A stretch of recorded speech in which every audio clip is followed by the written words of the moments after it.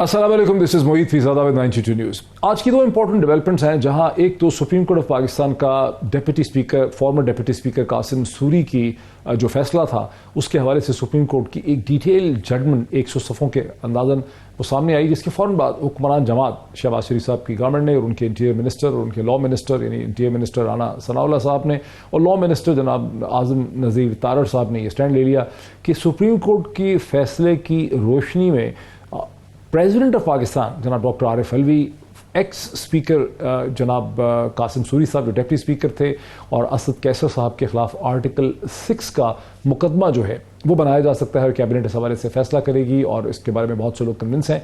यही चीज़ कही राना सनाउल्लाह साहब ने, सेनेटर अफनानुल्लाह साहब ने इस हवाले से ट्वीट भी किया है। तो एक माहौल बन रहा है कि प्रेसिडेंट को हटाने की कोशिश की जाए। प्रेसिडेंट ऑफ पाकिस्तान जनाब आरिफ अलवी साहब पाकिस्तान तहरीक इंसाफ के अपॉइंटेड थे, और वो इस निज़ाम के अंदर इस वक्त मौजूदा हुकूमत के लिए एक बहुत बड़ा प्रेशर पॉइंट है। बहुत से फैसले, बहुत सी कानून साजी जो है वो प्रेसिडेंट की मौजूदगी में नहीं हो सकती। प्रेसिडेंट हर चीज़ के लिए 15 दिन का नोटिस देकर वापस भेज देते हैं रिकन्सिडरेशन करने के लिए।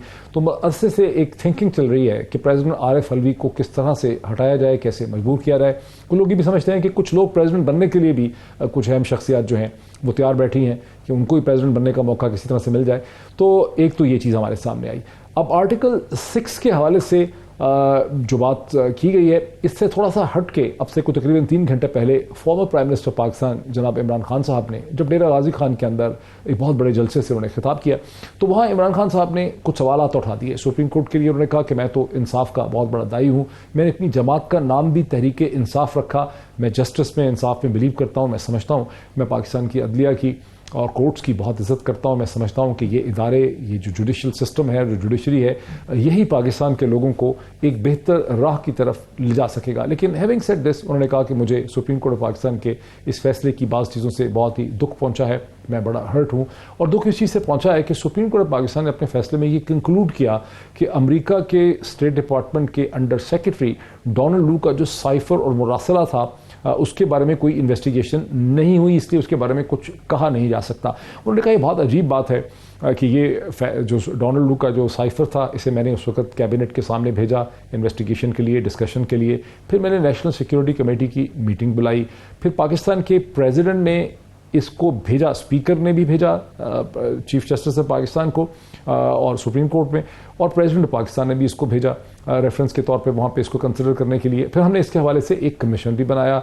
वो कमीशन जो हमने बनाया गवर्नमेंट का, वो ज़ाहिर डिसफंक्शनल हो गया बिकॉज हमारी हुकूमत चली गई। तो उन्होंने बड़ी बेबसी का इजहार किया कि मैं और क्या कर सकता था। उन्होंने बारहा ये सवाल पूछा डेरा गाजी खान में कि मैं और क्या कर सकता था अगर उसके हवाले से एक डिटेल इन्वेस्टिगेशन जो है वो नहीं हो सकी। बहरहाल ये वो सूरत हाल है जिसके ऊपर एक बड़ा शदीद सियासी भौंचाल आया हुआ है। एक तरफ से हुक्मरान जमात ये कह रही है कि हम आर्टिकल 6 जो है उसका रेफरेंस बना सकते हैं, कैबिनेट इसके हवाले से फैसला करेगी। कैबिनेट में दो बड़ी जमातें हैं, एक तरफ PMLN है, दूसरी तरफ पीपल्स पार्टी के लोग हैं। ये और बात है कि ये पार्लियामेंट मुकम्मल नहीं है। इस वक्त नेशनल असम्बली जो है वो अपनी तकरीबन आधी स्ट्रेंथ के साथ काम कर रही है बिकॉज तहरीक इंसाफ के लोगों ने इसको छोड़ दिया था। उसमें से 20 तो मुनर्रफ लोग थे, लेकिन बाकी जो लोग हैं वो इसमें नहीं है। तो ये हाउस भी कंप्लीट नहीं है। इतना अहम फैसला करने के लिए क्या ये पार्लियामेंट जो है इसे मुनासिब समझा जाएगा? और ये भी एक बहुत बड़ा क्वेश्चन है कि पाकिस्तान पीपल्स पार्टी जिसने आर्टिकल 6 इंट्रोड्यूस किया था, जुल्फ़िकार अली भुट्टो जो बानी और फाउंडर हैं 1967 में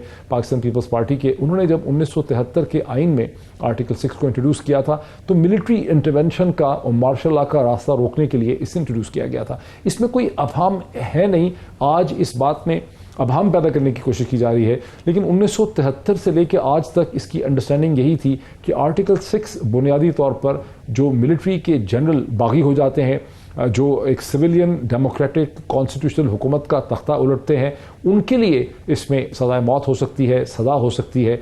और ख़ुद जुल्फ़िकार अली भुट्टो को एक जनरल ज़ियाउल हक की कंट्रोल अदालतों ने, इसमें भी कोई अभाम नहीं है। पाकिस्तान का लिटरेचर, पाकिस्तान के कॉलम, पाकिस्तान के अखबारात, पाकिस्तान पर लिखी हुई किताबें जो हैं वो इस पर तमाम उनका कंसेंसस है कि जुल्फ़िकार अली भुट्टो को सुप्रीम कोर्ट ऑफ पाकिस्तान ने जो फांसी दी वो दर हकीकत एक ऐसी कोर्ट थी जिसे कभी दफ़ा कैंगरू कोर्ट भी कहा गया।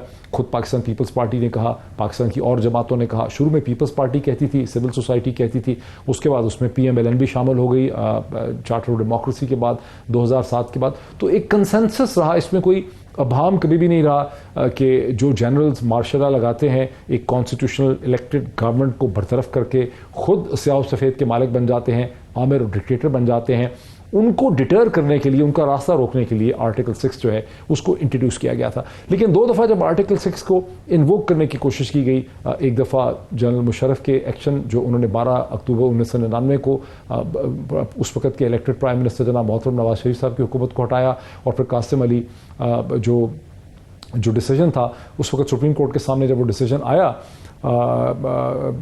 تو اس وقت سپریم کورٹ اس کے حوالے سے کوئی فیصلہ نہ کر سکی اور جنرل مشرف کو ایک پاس مل گیا.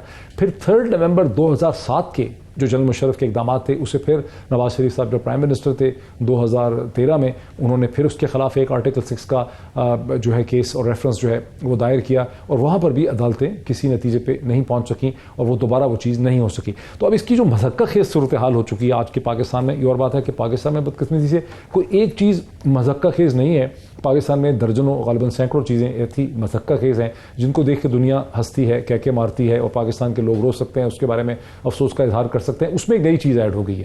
وہ نئی چیز ایڈ ہو گئی ہے کہ 2 پاپولر جماعتیں PMLN اور PPP اب یہ سوچ رہے ہیں کہ ایک دوسری اپنی ان کی جو سیاسی رائیول ہے پاکستان تحریک انصاف, ایک پاپولر پارٹی ہے جو اس وقت غالباً پاکستان کی سب سے بڑی پاپولر پارٹی بھی ہے اور واحد پارٹی ہے جو اس وقت فیڈریشن کے درمیان ایک کنیکٹ پرووائڈ کرتی ہے, جس کی پریزنس خیبر پختونخوا میں بھی ہے, پنجاب میں بھی ہے, کراچی شہر میں بھی ہے. اس کے خلاف آرٹیکل 6 کے کیسز جو ہیں وہ لائے جا سکیں گے. اب اسے المیہ کہا جائے, اسے مذاق کہا جائے, یہ تو سننے والے ہی اس کا جو ہے فیصلہ کر سکتے ہیں. اور امید ہمیں یہی ہے کہ جب فائنل اس کو PMLN لے کر جائے گی کیبنٹ کے سامنے تو پیپلز پارٹی جو ہے اس چیز کی تائید نہیں کر سکے گی. دیکھیے کیا ہوتا ہے. Thank you so much.